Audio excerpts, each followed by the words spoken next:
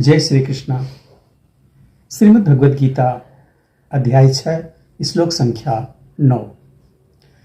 सुहृदन्मित्रानुदासीन मध्यस्थ द्वेष्य बन्धुषु साधुष्वपि च पापेषु समबुद्धिर्विशिष्यते।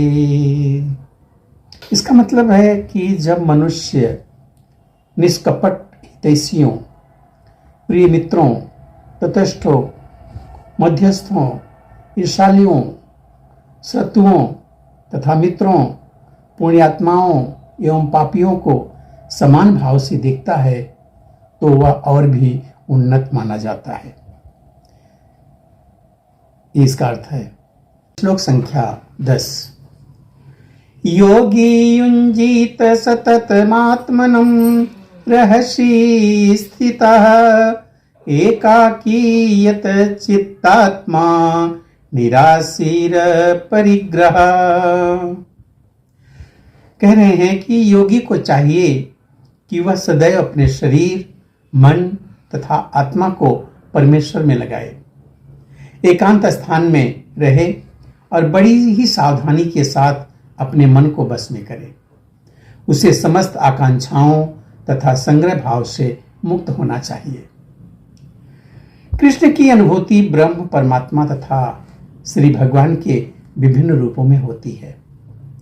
संक्षेप में कृष्ण भावना का अर्थ है भगवान की दिव्य प्रेमा भक्ति में निरंतर प्रवृत्त रहना। किंतु जो लोग निराकार ब्रह्म अथवा अंतर्यामी परमात्मा के प्रति आसक्त होते हैं, वे भी आंशिक रूप से कृष्ण भावना भावित हैं, क्योंकि निराकार ब्रह्म कृष्ण की आध्यात्मिक किरण है और परमात्मा कृष्ण का सर्वव्यापी आंशिक विस्तार होता है। इस प्रकार निर्विशेषवादी तथा ध्यान योगी भी अपरोक्ष रूप से कृष्ण भावना भावित होते हैं। प्रत्यक्ष कृष्ण भावना भावित व्यक्ति सर्वोच्च योगी होता है, क्योंकि ऐसा भक्त जानता है कि ब्रह्म तथा परमात्मा क्या है। उसका परम सत्य विषय ज्ञान पूर्ण होता है, जबकि निर्विशेषवादी तथा ध्यान योगी अपूर्ण रूप से कृष्ण भावना भावित होते हैं। वो पूरे कृष्ण भावना भावित नहीं होते, बस अपूर्ण होते हैं। इतने पर भी इन सबों को अपने अपने कार्यों में निरंतर लगे रहने का आदेश दिया जाता है, जिससे वह देर सवेर परम सिद्धि प्राप्त कर सके। योगी का पहला कर्तव्य है कि वह कृष्ण पर अपना ध्यान सदैव एकाग्र रखे।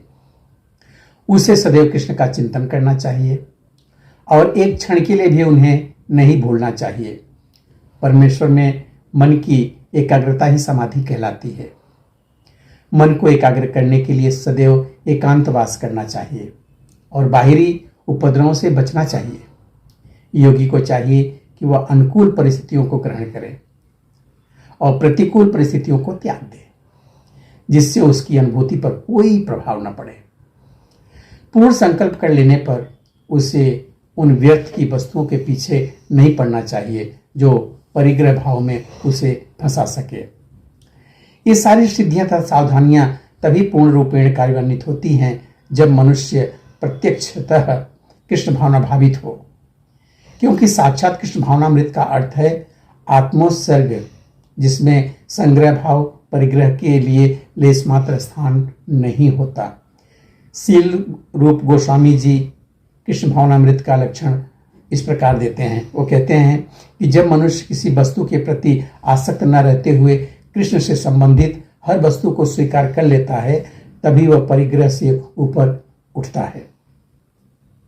दूसरी ओर जो व्यक्ति कृष्ण से संबंधित वस्तु को बिना जाने त्याग देता है, उसका वैराग्य भी पूर्ण नहीं होता। कृष्ण भावना भावित व्यक्ति भली भांति जानता है कि प्रत्येक वस्तु श्री कृष्ण की है। फलस्वरूप वह सभी प्रकार के परिग्रह भाव से मुक्त रहता है। इस प्रकार वह अपने लिए किसी वस्तु की लालसा नहीं करता। वह जानता है कि किस प्रकार कृष्ण भावनामृत के अनुरूप वस्तुओं को स्वीकार किया जाना चाहिए या किस प्रकार किया जाता है, और कृष्ण भावनामृत के प्रतिकूल वस्तुओं का परित्याग कर दिया जाता है। वह सदैव भौतिक वस्तुओं से दूर रहता है क्योंकि वह दिव्य होता है और कृष्ण भावना से रहित व्यक्तियों से किसी प्रकार का सरोकार न रखने के कारण सदा अकेला रहता है।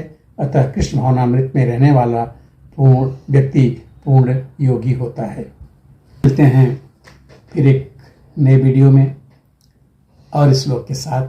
तब तक के लिए जय श्री कृष्ण।